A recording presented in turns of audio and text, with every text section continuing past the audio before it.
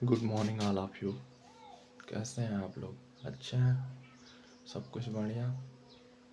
आप लोग को हमने 10 का आनुवंशिकता पढ़ा रहे थे, जिसमें आनुवंशिकता में हमने पहला लेक्चर दिया था और पहले लेक्चर में मेंडल के बारे में बतलाया गया था। मेंडल के नियम, मेंडल के गुण और आनुवंशिकता क्या है। ये आनुवंशिकता जो हेडिंग है, इसको क्या कहते हैं? जैसे एक पीढ़ी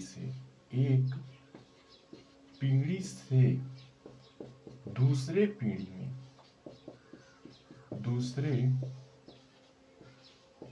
पीढ़ी में एक पीढ़ी से अगर दूसरे पीढ़ी में लक्षण जा रहा है तो उसे आनुवंशिकता बोलते हैं। इस पर एक वैज्ञानिक जिन्हें गिरेंगर जार मेंडल कहते हैं, उन्होंने प्रयोग किया था। वो वही लेक्चर 1856 से लेकर 1800 कितने ईस्वी तक, 63 ईस्वी तक, यानी ये मेंडल, ग्रेगर जॉन मेंडल ने 1856 से 1863 ईस्वी तक लगभग 7 सालों तक प्रयोग किया और 7 सालों में मटर का पौधा चुना और मटर में 7 लक्षण को पाया था। उन 7 लक्षणों में से आप लोग देख रहे हैं 7 साल का प्रयोग में कितने लक्षण मिले? 7 लक्षण। इन 7 लक्षणों में जैसे हमने पढ़ाया था, मेंडल ने आनुवंशिकता पर एक लक्षण ले तो एक जीन की वंशागति, अगर 2 लक्षण लें तो 2 जीन की वंशागति। हमने एक लक्षण लेके कुछ नियम को बतलाया था। क्या नियम था एक लक्षण लेके? जैसे एक जीन की वंशागति तो एक जीन की वंशागति से आप क्या देखे? आपने उस लेक्चर में देखा कि 2 नियम पढ़ा था, प्रभाविता का नियम और दूसरा नियम था पृथक्करण का नियम। पृथक्करण का नियम, यानी मेंडल ने एक जीन की वंशागति से 2 नियम दिया। पहला प्रभाविता का नियम, दूसरा पृथक्करण का नियम। प्रभाविता का नियम में हमने बतलाया था कि जैसे एक पौधा ले लें जिसमें क्या है, पौधे की ऊंचाई ले। जैसे लक्षण है, लक्षण क्या है? लक्षण पौधे की ऊंचाई। पौधे की ऊंचाई में आप लोग देख रहे हैं, एक लक्षण क्या होगा? प्रभावी, और एक लक्षण क्या होगा? अप्रभावी। प्रभावी और एक लक्षण क्या होगा? अप्रभावी। तो प्रभावी लक्षण में जो पौधे की ऊंचाई में है वो क्या है? लंबा। और अप्रभावी लक्षण में क्या है? बौना। जब मेंडल ने लंबा का जीन लिखा, कारक लिखा, एक एलील है, एलील हमेशा पेयर में रहते हैं, इसी को एलील कहते हैं, टीटी पेयर में। इसी के विपरीत स्मॉल टी ले लेते हैं, इसमें क्रॉस कराते हैं, ए टी बन जाता है। ये वाली पीढ़ी प्रथम पीढ़ी कहलाता है, फर्स्ट जनरेशन। इसी टी को उठाकर मेंडल ने द्वितीय पीढ़ी देखा। तो द्वितीय पीढ़ी के लिए हमने पुन्नेट वर्ग से एक चेकर बोर्ड बना के समझेंगे। तो हमने आनुवंशिकता, एक जीन की वंशागति, लक्षण लिया एक, और प्रभावी लिया लंबा, अप्रभावी लिया बौना, लंबा का टीटी, कारक जीन फैक्टर, यानी ये इसके ही विपरीत क्या है? स्मॉल टी, इसमें से एक निकाला, इसमें से एक निकाला, तो क्या मिल गया? एक टी, अब पहला पीढ़ी मिल गया। इसी पहले पीढ़ी को लेकर, यानी फर्स्ट पीढ़ी को लेकर हम लोग क्या करते हैं? संकरण कराते हैं चेकर बोर्ड के हिसाब से। इस टी जो प्रथम पीढ़ी में आया था, फर्स्ट पीढ़ी में, उसी का हम चेकर बोर्ड बना लेते हैं, ऐसे ही कुछ, जिसमें हमने कहा था इस चेकर बोर्ड में टी और ए टी, इसका टी का इसमें, इस टी का इसमें, और फिर इस टी का इसमें संकरण, इसका इसमें संकरण। तो आप लोग देख रहे हैं जो भी दिखाई दे रहा है उसमें अगर प्रभावी के साथ अप्रभावी है तो प्रभावी लक्षण ही कलेक्ट किया जाएगा। ये प्रभावी, ये अप्रभावी, पूरा नेचर ही क्या है? प्रभावी। यानी इसमें एक प्रभावी, 2, 3, यानी 3 दिश से जो दिखाई दे रहा है, दिश से पर रूप, वो क्या है? 3 संबंधी एक है, यानी 3 ठो क्या है? लंबा, और 1 ठो क्या है? बौना। ऐसा हमने कलेक्ट किया, किससे? एक जीन की वंशागति से, पौधे की ऊंचाई में। और इसी में देखें जीन पर रूप, जीन पर रूप। तो जीन पर रूप क्या दिखाई देगा आपको? एक एक जैसा, अकेला एक जैसा है टीटी, दो ठो एक जैसे हैं टीटी, और एक अकेला एक जैसा है, यानी एक संबंधी दो संबंधी एक आया। तो आप लोगों ने देखा कि क्या एक जीन की वंशागति से जो दिस्य है, मतलब लंबा बौना, ये दिस्य जीन है, फैक्टर जो टी स्मॉल टी ले रहे हैं वो फैक्टर जीन है। तो आप लोग को ये सेकंड पीढ़ी नहीं, ये प्रथम पीढ़ी, और ये कौन सा है? द्वितीय पीढ़ी। और द्वितीय पीढ़ी में क्या देखे आप लोग? एक लंबा, दो लंबे, तीन लंबे, एक कैसा है? बौना। तो वही दिस्य स्वरूप में कितने लंबे? एक दो तीन, ये क्या है? बौना। ऐसे ही जीन स्वरूप में एक दो तीन, ये क्या है? लंबे और बौने पौधे हैं। तो इसी प्रकार हम लोगों ने क्या एक जीन की वंशागति से प्रभाविता का नियम और पृथक्करण का नियम देखा। तो प्रभाविता का नियम क्या है, पृथक्करण का नियम क्या है, इसको देखते हैं। यानी प्रथम नियम प्रभाविता का नियम। ये प्रभाविता का नियम क्या है? प्रभाविता का नियम कहता है कि हमेशा जीन जो लोगे, जीन या कारक, जीन को कारक भी बोलते हैं, ये हमेशा किस में लेना है? जोड़े में लेना है। अगर दूसरा देखिए तो एक प्रभावी रहेगा, एक जो भी कारक लिया जाएगा प्रभावी, और दूसरा क्या होगा? अप्रभावी। यानी एक प्रभावी नेचर होगा, दूसरा क्या होगा? अप्रभावी नेचर होगा। तो ये कौन कह रहा है? मेंडल। कारक जीन हमेशा जोड़े में रहेगा, जोड़े के साथ एक प्रभावी होगा, एक अप्रभावी होगा। इसी में संबंध आएगा, तीन संबंध क्या? एक। और डी कह रहे हैं कि इसमें एक संबंधी, दो संबंधी, एक आएगा। कौन? ये दिस्य है, ये कौन सा है? जीन पर रूप है। इसी प्रकार अगर हम देखें तो एक जीन की वंशागति से पहला नियम, वो भी कौन सा? पृथक्करण प्रभाविता का नियम। अब दूसरा नियम देख रहे हैं एक जीन की वंशागति से मेंडल का। तो एक जीन की वंशागति से मेंडल का दूसरा नियम है पृथक्करण का नियम, यानी पृथक्करण का नियम।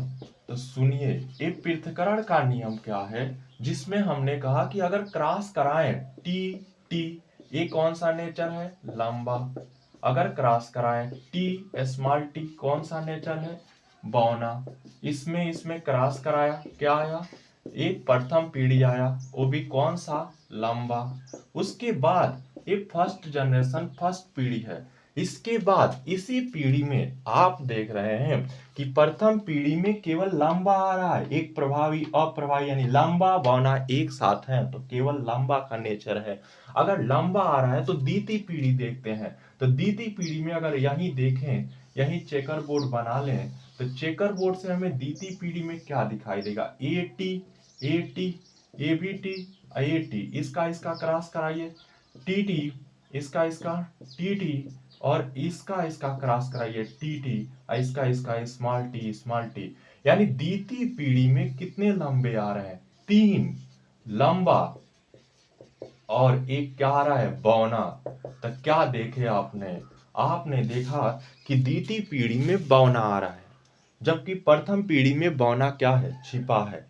तो आप क्या समझे? आप यही पृथक्करण के नियम में कहेंगे, जब भी हम लोग प्रथम पीढ़ी प्रभावी अप्रभावी में संकरण या क्रॉस कराते हैं, तो केवल प्रथम पीढ़ी में प्रभावी नेचर, यानी लंबा वाला नेचर दिखाई देता है, जबकि द्वितीय पीढ़ी में जो भी अप्रभावी नेचर है वो द्वितीय पीढ़ी में दिखाई देता है। यानी प्रथम पीढ़ी में लंबा का नेचर छिपा रहा, पृथकृत रहा, जिसे क्या बोले? पृथक्करण का नियम बोले। इसी प्रकार हम मेंडल के दो जीन की वंशागति देखते हैं। यानी मेंडल ने अपने नेचर, अपने नियम से दो लक्षण, दो नियम लिया, जिसमें एक जीन की वंशागति और एक जीन की वंशागति के साथ ही कौन सा लिया? दो जीन की वंशागति। तो दो जीन की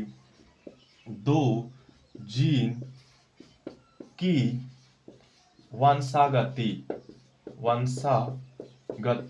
यानी मेंडल ने दो जीन की वंशागति में क्या लिया? दो लक्षण लिया। दो लक्षण लेंगे तो दो जीन की वंशागति बोलेंगे।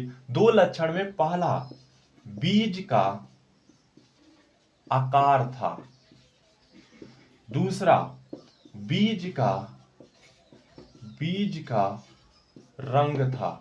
तो सुनिए, इसमें जब मेंडल ने दो लक्षण लिया तो नेचर दो जीन की वंशागति, और दो जीन की वंशागति में बीज का आकार, बीज का रंग।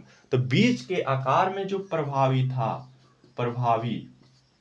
वो कौन था, और प्रभावी, इसमें अप्रभावी क्या था, अप्रभावी।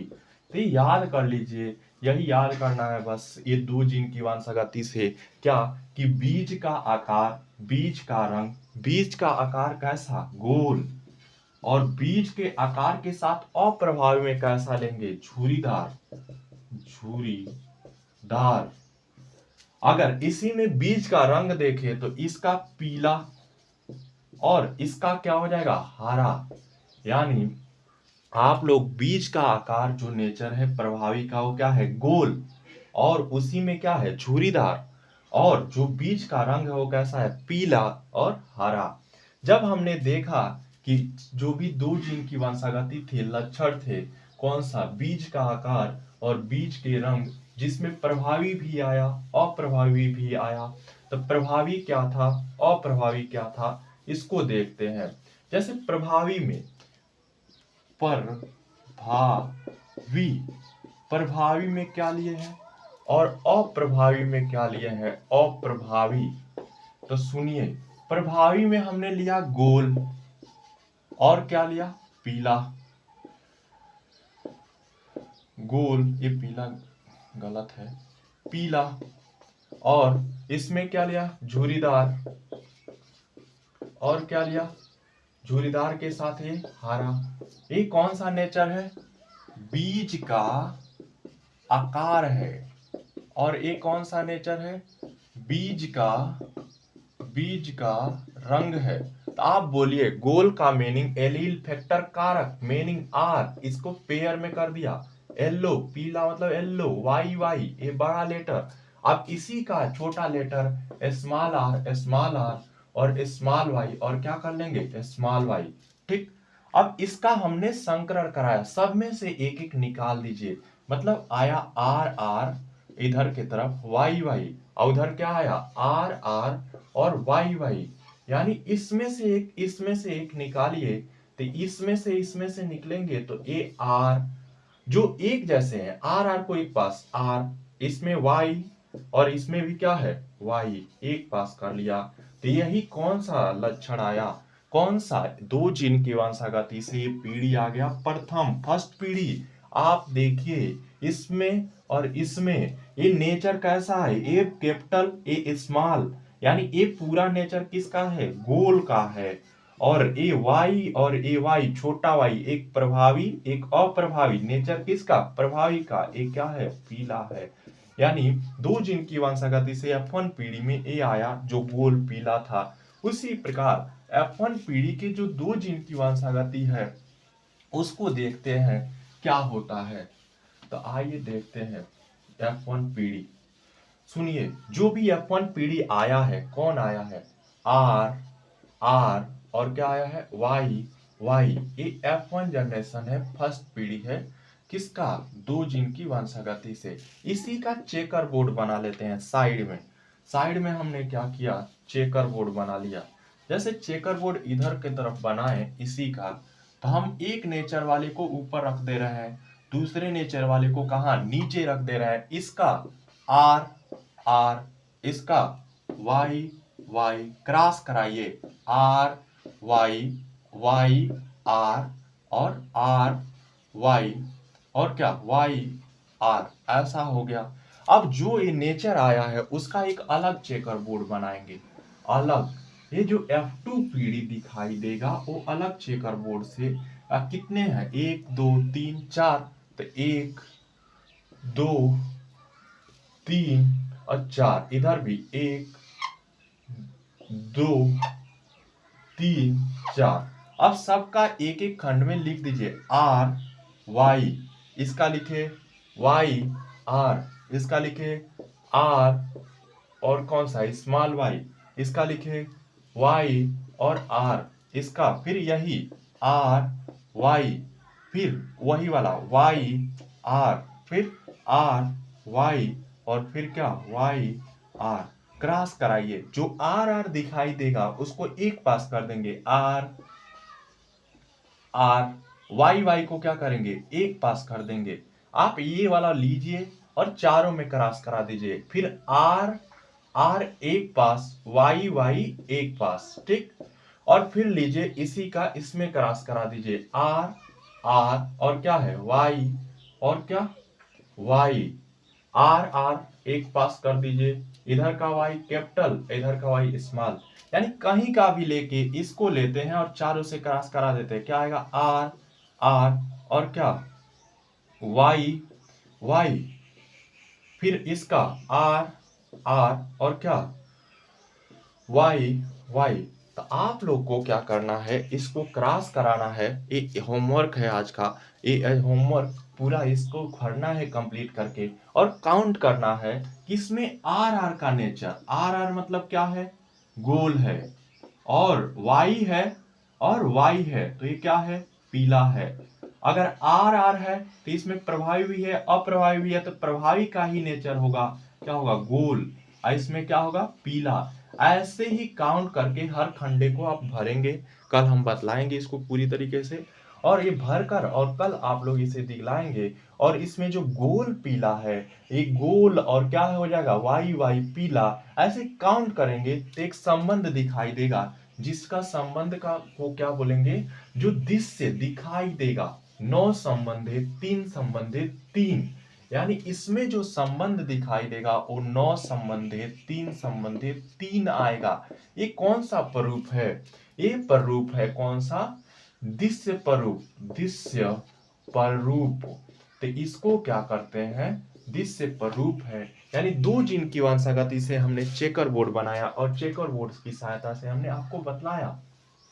तो आप लोग को कि चेकर बोर्ड तो समझ में आ जाएगा। उसके बाद इसी दो जिन से एक नियम बना, स्वतंत्र स्वतंत्र अपव्यूहन, अपव्यूहन, वन वन है वन का नियम। तो इस नियम में यही लिखना है कि मेंडल ने इस स्वतंत्र अपव्यूहन के नियम में प्रभावी नेचर लिया दो लक्षण के साथ गोल पीला, अप्रभावी नेचर लिया झुरीदार हरा, संकरण कराया, फर्स्ट पीढ़ी में गोल पीला आया, जबकि सेकंड पीढ़ी में नौ संबंधित तीन आया, जिसमें गोल पीले गोल हरे झुरीदार हरे। तो ये आप लोग कल करके आएंगे, तो हम कल इसको क्या करेंगे और डिटेल में कंप्लीट से बतलाएंगे। उसके बाद 10 का एक और हेडिंग है, लास्ट हेडिंग है, जिसे कहते हैं लिंग निर्धारण। तो लिंग निर्धारण क्रिया क्या है, लिंग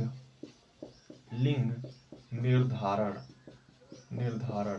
तो सुनिए, लिंग निर्धारण या सेक्स डिटरमिनेशन, ये लिंग निर्धारण क्रिया हेकिंग नाम के वैज्ञानिक ने 1819 ईस्वी में दिया, जिन्होंने बतलाया कि मानव है चाहे नर है सब अलग अलग है, चाहे नर है वो क्यों अलग है, जैसे पुरुष मादा अलग अलग क्यों है, तो सब में 46 गुणसूत्र है। यानी सब में गुणसूत्रों की संख्या कितनी है, 46। लेकिन अगर नर है तो नर में 46 के साथ 44 सब में समान है, 44 चाहे नर है चाहे मादा है, 44 गुणसूत्र क्या है समान है। लेकिन दो गुणसूत्र के कारण नर और मादा क्या है अलग अलग है। तो नर और मादा अगर दो गुणसूत्र के कारण अलग अलग हैं, तो गुणसूत्र है क्या, अगर नर को देखें नर, तो नर में गुणसूत्र क्या है, नर में गुणसूत्र है 44 प्लस एक्स वाई। अगर मादा में देखें तो ये 44 सामान्य है एक जैसा है, लेकिन गुणसूत्र क्या है एक्स एक्स। तो लिंग निर्धारण मतलब यही गुणसूत्र लिंग गुणसूत्र है, और इसी से लिंग निर्धारण होता है कि ये नर है ये क्या है मादा है। यानी ये गुणसूत्र अगर चेंज हो गए एक्स वाई तो नर, अगर ये दो टू चेंज हो गए 44 45 46, 44 45 46, अगर ये चेंज हो गए, ये चेंज हो गया तो नर मादा को डिसाइड हो जाएगा। यानी अगर गुणसूत्र अगर जीन एक जैसे रहे, तो जीन अगर एक जैसे हैं तो उसे कैसे देखा जाएगा कि जीन एक जैसे हैं, तो सब लोग एक जैसे नहीं होते, लेकिन अंदर क्या है डीएनए सब का अलग अलग है, उसमें जीन अलग अलग है। तो हम बतला रहे हैं जैसे 44 एक्स एक्स ये नेचर किसका है, मादा का। और फिर 44 क्या, एक्स वाई ये नेचर किसका है, नर का है। यानी अगले पीढ़ी में क्रॉस कराए मेंडल से तो इसको इधर ला लेंगे एक्स एक्स, और फिर इसी एक्स को उस वाई में कराएंगे तो एक्स वाई, यानी अब फिर इसी एक्स का इसमें कराएंगे तो एक्स एक्स, फिर इसी एक्स का इसमें कराएंगे तो एक्स वाई। यानी अगले पीढ़ी में आने वाले संतान में परसेंटेज का मात्रा है, मतलब आधा क्या है, ये लड़की, एक्स एक्स है लड़की, ये नर यानी लड़का, और ये भी क्या है लड़की, और ये क्या हो जाएगा लड़का। ऐसा ही है। अगर हम डिफरेंस देखना चाहें, जीन क्या है, डीएनए क्या है, हम सिंपल तरीके से पढ़ाएं तो सिंपल तरीके से क्या सीखेंगे आप लोग। अगर जीन और डीएनए में अंतर देखें तो लिंग निर्धारण क्रिया हेकिंग 1819 ईस्वी में दिया है। उन्होंने बताया है कि सभी मानव में 44 गुणसूत्र समान होते हैं, चाहे नर हो चाहे मादा, लेकिन 2 गुणसूत्र अलग अलग होता है, जिसमें एक्स एक्स है तो मादा, एक्स वाई है तो नर। ऐसी के तरफ से 1819 में दिया गया है, इसको लिख देंगे तो 10 में इतने नंबर मिल जाएगा। मनुष्य में लिंग निर्धारण क्रिया चित्र की सहायता से बनाइए, तो जो डायग्राम बनाए हैं लड़का लड़की वो डायग्राम बना लीजिएगा। जैसे हम कहें डीएनए क्या है, डीएनए क्या है, जीन क्या है, और शरीर क्या है, शरीर बॉडी क्या है। तो आप लोग देखिए डीएनए, जीन, शरीर, अगर सिंपल समझा जाए तो डीएनए एक तरह से क्रोमोसोम है, शुक्राणु है, गुणसूत्र है, उसके अंदर जीन कारक फैक्टर रखे हुए हैं। ये जीन क्यों रखे हुए हैं डीएनए के अंदर, अगर जीन अलग अलग नहीं रहते सबके तो हम लोग सब लोग एक समान दिखते, एक जैसा दिखते। यानी सभी के डीएनए जीन में क्या है, अलग अलग नेचर है, अलग अलग गुण है, वो भी क्या, नाइट्रोजनस क्षार, एडेनिन, गुआनिन, थाइमिन, साइटोसिन, ये अलग अलग है, जिसके कारण सब लोग क्या है, अलग अलग दिखते हैं। अगर हम देखें, आप देखिए डीएनए और जीन में अंतर, एक मोबाइल फोन ले लीजिए सादा वाला, उसमें जो चिप लगा रहता है, चिप, चिप को लगा दीजिए अंदर, चिप के अंदर क्या पड़ा है, गाना। यानी सादा वाला मोबाइल फोन जो है वो बॉडी मानिए शरीर, और उस शरीर के अंदर क्या, चिप है, चिप मतलब डीएनए, और उस डीएनए के अंदर क्या रखा हुआ है, उस डीएनए के अंदर बहुत सारे गाने पड़े हैं, और गाना क्या है, जीन है। तो आप लोग बताइए क्या चिप को छू सकते हैं, हाँ चिप को छू सकते हैं, तो यानी डीएनए को छू सकते हैं, डीएनए को छू सकते हैं, महसूस कर सकते हैं, लेकिन आप उसके अंदर गाना जो पड़ा है उसे देख सकते हैं, छू सकते हैं, नहीं। यानी डीएनए के अंदर, यानी मेमोरी के अंदर जो गाना है उसे देखा नहीं जा सकता है, उसे केवल महसूस किया जा सकता है। तो ऐसे ही अंतर है, डीएनए क्या है, जीन क्या है। मोबाइल फोन लिया, उसमें मोबाइल फोन को शरीर मान लिया, मान लीजिए उसके अंदर चिप पड़ा है वो डीएनए है, चिप के अंदर गाने पड़े हैं वो क्या है, जीन है। यानी चिप को छू सकते हैं तो डीएनए को छू सकते हैं, और उसके अंदर जो गाना है, जीन है, उसे हम लोग नहीं छू सकते, उसे केवल महसूस कर सकते हैं। इस प्रकार डीएनए, जीन और भी चीजों में अंतर दिखा गया, अंतर दिख रहा है। तो ये सारी चीजें हैं, 10 के हैं। तो अभी हम इतना ही लेक्चर रहने देते हैं, आगे हम पढ़ाएंगे, आगे कल कल पढ़ाएंगे, कल थर्ड लेक्चर ऐड करेंगे इसी चैप्टर का। इसमें मोस्ट टॉपिक क्या हो गया, क्लियर हो गया। दोहरा जीन, दो जीन की वंशागति में हमने कहा चेकर बोर्ड होमवर्क है, जिसे बना के लाइएगा। और इसके बाद हम कल ऐड करेंगे थर्ड लेक्चर, जिसको थर्ड लेक्चर को देखा जाएगा कल। आप लोग कल आइए फिर, और हमारे चैनल को सब्सक्राइब कीजिए, सपोर्ट कीजिए, आगे भी लेक्चर बनाने में हमें क्या हो, अच्छा लगे। ठीक, नमस्ते, all of you, thank you. आप लोग अच्छे से पढ़ाई कीजिए और यूपी बोर्ड में अच्छा नंबर लाइए और टॉप करिए यूपी बोर्ड में। नमस्ते, all of you, thank you. इतना ही कहना है, जब तक पढ़ेंगे नहीं, वर्क नहीं करेंगे अच्छे से, क्यों, आप लोग सोचते हैं कि पढ़ना ही क्यों जरूरी है, तो आप पढ़ के नौकरी ही नहीं पा जाएंगे। आप पढ़ रहे हैं तो पढ़ रहे हैं तो किसका विकास हो रहा है, मेमोरी का, दिमाग का। अगर दिमाग का विकास होगा, मेमोरी का विकास होगा, तो आप आने वाले जो भी अगला पीढ़ी 40 से 50 साल जो भी जीना है, उसके उलझनों को क्या करेंगे, झेल लेंगे। इसीलिए क्या करना है, पढ़ाई करना है, दिमाग पर प्रेशर डालना है, लोड डालना है। अगर हल्का विषय है, इससे डर रहे हैं पढ़ने से, हल्का विषय साहित्य ले लिया, चाहे कोई भी विषय ले लिया, उसमें ज़्यादा वर्क नहीं करना रहता है, कम वर्क करना रहता है, आलसी टाइप के हो जाते हैं लोग। तो इसीलिए साइंस में क्या है, जितना दिमाग चले चलेगा, उतना ही कॉन्सेप्ट बनेंगे, उतना ही उलझने झेलने की शक्ति पैदा होगी अंदर। तो इसीलिए दिमाग का प्रयोग कीजिए और दिमाग को चलने दीजिए, जितना मन करे उतना ही दिमाग को लगाइए, ठीक? तो थैंक यू, नमस्ते। आप लोग पढ़ाई कीजिए। आगे हम फिजिक्स के न्यूमेरिकल जितने भी न्यूमेरिकल आएँगे, उस न्यूमेरिकल का एक सीरीज़ बनाकर और सारे न्यूमेरिकल को फिजिक्स के 10 के हल करा देंगे। ऐसे ही केमिस्ट्री के न्यूमेरिकल हल करा देंगे। फिजिक्स के भी लेक्चर क्या करेंगे? ऐड करेंगे आगे। Thank you. Hmm, hmm.